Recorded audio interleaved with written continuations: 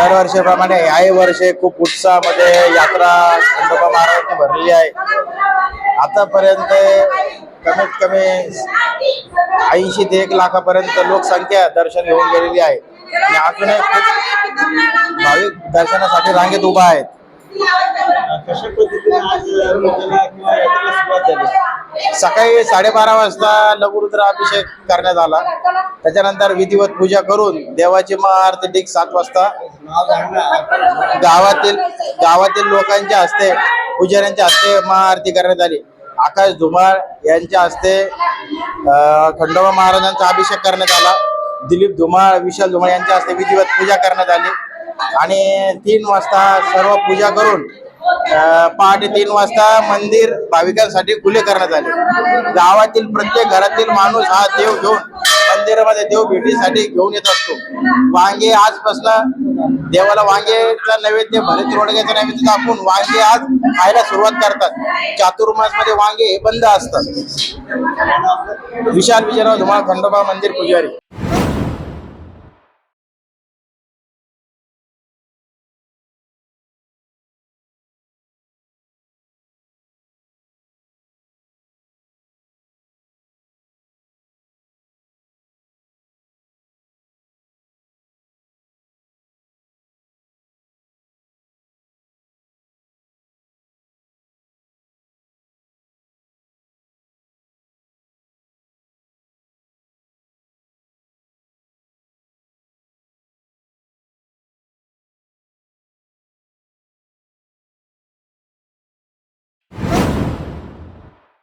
तो शिंदे साहेबांचा आम्ही बघून घेऊ.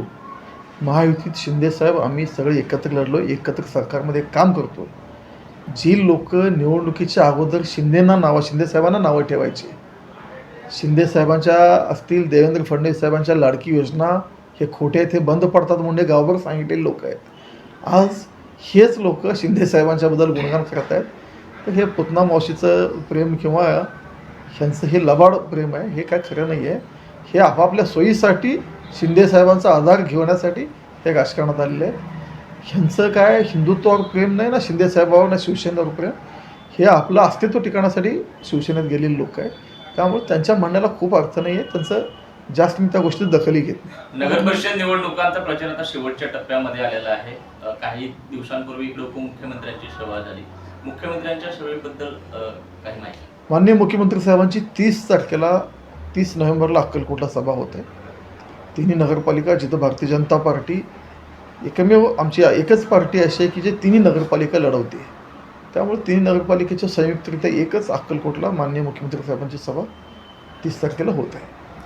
दादा, निवडणुकीमध्ये अक्कलकोट असेल, मंदिरगी असेल, दुधनी असेल, या ठिकाणचं जे आहे ते निवडणुकीचं नेतृत्व आपल्याकडे दिलेलं आहे. कशा पद्धतीनं प्रचार सुरू आहे आणि काय आपल्याकडे मतदारांना आव्हान केलं? 2.5 वर्षाच्या आमच्या सत्तेच्या काळामध्ये तिन्ही नगरपालिकेचे पाणी प्रश्न असतील, रस्त्यांचे प्रश्न असतील, अक्कलकोटमधले विशेषतः तीर्थक्षेत्र विकास आराखडा असेल, भूमिगत गटर असेल, खूप सारे विकास कामं जी अक्कलकोट दुधनी नगर परिषदेमध्ये आम्ही केले आहेत.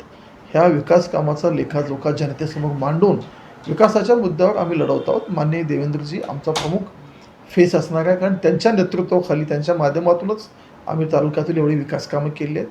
वर्षानुवर्ष उजनीच्या पाण्याचं आम्ही स्वप्न एक मृगजळ अक्कलकोट असल्यानं ठरत होतं, पण माननीय मुख्यमंत्र्यांनी ते मृगजळ किंवा जे स्वप्न वाटत होतं ते सत्यात उतरवलं आणि म्हणून माननीय मुख्यमंत्र्यांच्या नावाने, भारतीय जनता पार्टीच्या सरकारच्या नावाने आम्ही हे मत मागणार आहोत आणि निश्चित खात्री आहे की तिन्ही नगरपालिकेत भारतीय जनता पार्टीचा झेंडा फडकेल. खरं तर तिन्ही नगरपालिकेमध्ये भाजप स्वबळावर लढते. 3 तारखेचा निकाल काय अपेक्षित? 3 तारखेला 100% तिन्ही नगरपालिकेवर भारतीय जनता पार्टीचा झेंडा फडकावलेला असेल. 3 पैकी एकाही नगरपालिकेवर मागच्या निवडणुकीत ना काँग्रेसचा सत्ता होती, ना शिवसेनेची होती किंवा अन्य कोणाच्या पार्टीची नव्हती. तिन्हीकडे म्हणजे दोन्हीकडे तर भाजपचे नगराध्यक्ष होते आणि जे महेंदरगीच्या आघाडीचे होते तेही भाजपमध्ये प्रवेश केले होते.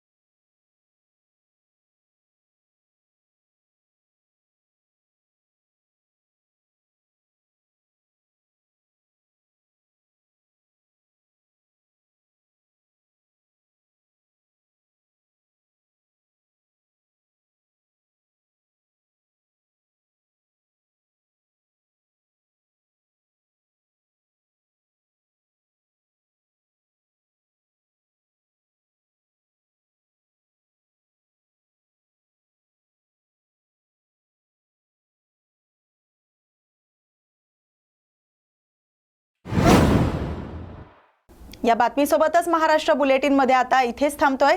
अशाच महत्त्वाच्या बातम्यांसाठी पाहत रहा न्यूज मराठी 24/7.